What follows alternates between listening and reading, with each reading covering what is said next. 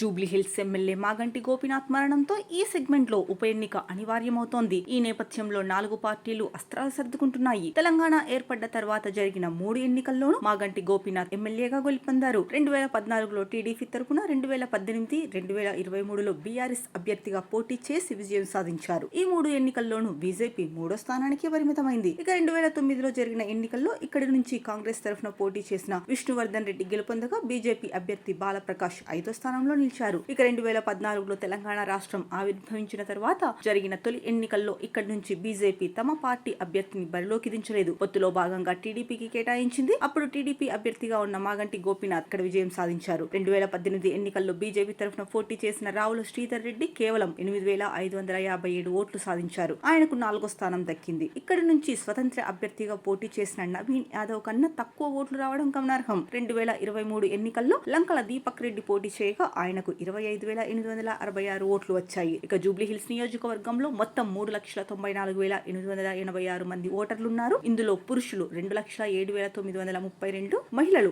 1,86,935, ఇక ఇతరులు 19 మంది ఉన్నారు. వీరిలో ముస్లింల ఓట్లే 1.23 లక్షలు కావడం గమనార్హం.